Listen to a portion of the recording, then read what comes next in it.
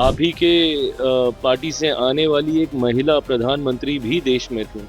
उसके बाद भी अगर आज भी महिलाओं की हालात को लेकर, उनकी व्यवस्था को लेकर केंद्र सरकार, राज्य सरकारों को चिंता करने की ज़रूरत पड़ती है, तो ऐसे में आपका योगदान कहाँ गया?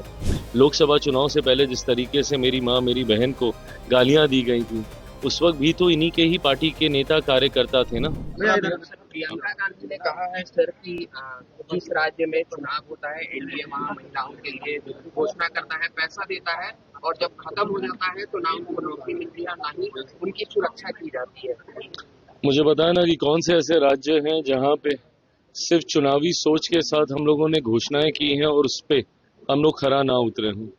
भले वो राज्य की सरकारें हों या केंद्र की सरकारें हों, महिला हमारे देश की आधी आबादी है। मैं मानता हूं कि प्रियंका जी की भी अपनी सोच महिलाओं को लेकर रहती है।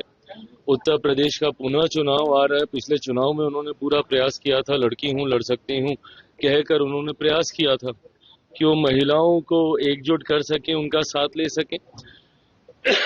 पर मैं मानता हूं आज की तारीख में महिलाओं में एक बड़ी आबादी, हमारे प्रधानमंत्री आदरणीय नरेंद्र मोदी जी की सोच, उनके विकास के कार्य, उनकी नीति, उनकी योजनाओं के साथ वो जुड़ी हुई हैं।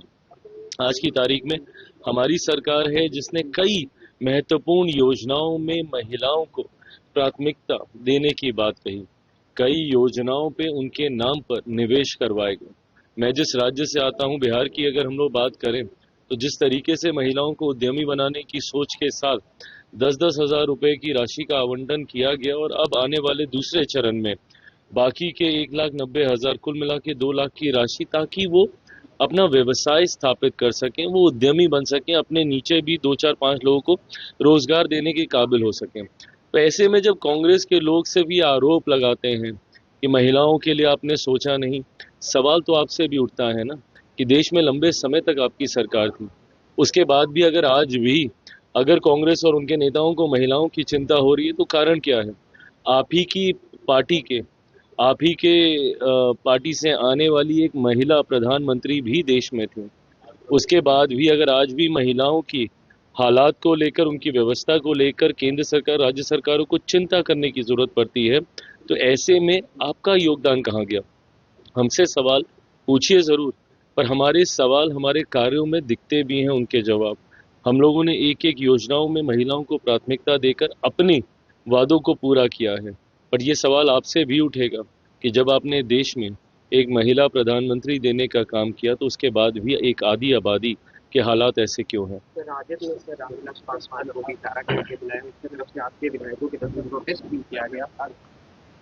देखिए, मैं ये मानता हूँ कि जो व्यक्ति इस जीवन में नहीं है, मैं भाषा की मर्यादा का मैं हमेशा से मैं पक्षधर रहा हूँ और मैंने हमेशा कहा है कि आप कड़े से कड़ा विरोध भी आप मर्यादित शब्दों में रहकर आप कर सकते हैं। भारतीय भाषाओं की खूबसूरती यही है, हमारा शब्दकोश इतना खूबसूरत है कि आप कड़े से कड़ा प्रहार भी आप मर्यादित शब्दों का इस्तेमाल करके आप कर सकते हैं।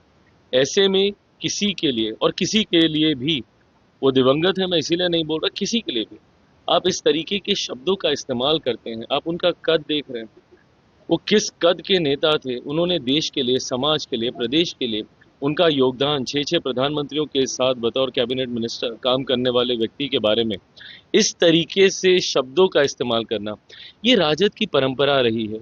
दूसरों को अपमानित करना, महिलाओं को अपमानित करना।